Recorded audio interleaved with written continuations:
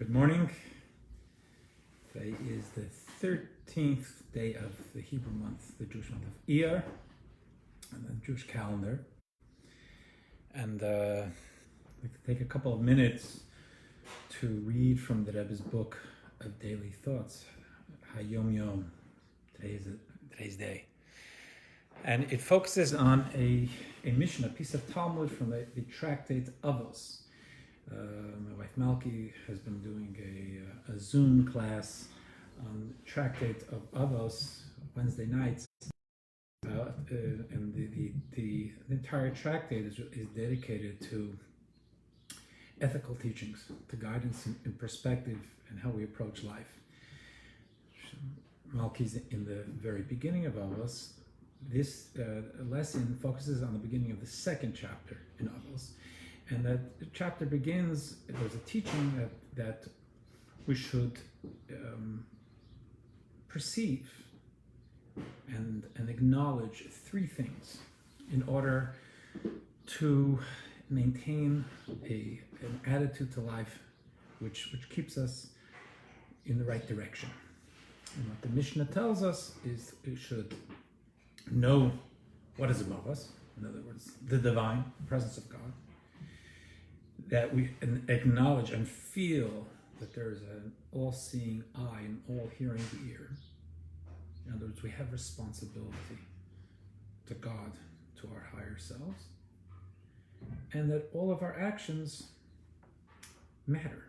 And to use the metaphorical language of the Mishnah, they're written in a book. The idea is that life matters, actions matter, moments matter. And the Rebbe, in today's thought, quotes an insight from the Alter Rebbe, Rabbi Zalman, the founder of Chabad, who said, and I'll read it inside, that the Alter Rebbe once said, and the quote here has in parentheses, during the years when he would say like short little ideas and thoughts, not longer discourses. The Alter Rebbe looked at that quote of the Mishnah and said, know what is above you. And he said, know that everything above comes from you. In other words, all the cosmic godliness, spirituality that we should be studying about and we believe in, that is not something God acting upon us. In a sense, it's God very often reacting upon us in the sense that it's an interactive universe, and that God created our physical reality and its attendant metaphysical reality, the spirituality that and the cosmic godliness that creates this world for a purpose. And the purpose is me and you and the choices we make today. So this Mishnah, from this insight, is saying that you and I need to know today that yes, we're living in a world. We feel vulnerable, right? There's COVID, whatever, killer hornets. It's we don't live in a world where at first blush, if we're intelligent people, we think we're controlling things. We're not. It may be nature, it could be people, and ultimately, for a believing person, it's God.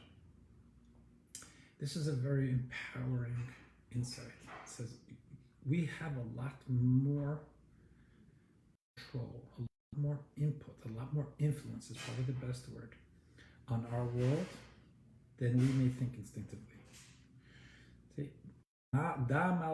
What is going on in supernal worlds, the esoteric flow where God is acting, is from you. Me in my world, you, us in our world. Our actions matter. And for us, one of the most important things that I have seen in working with people,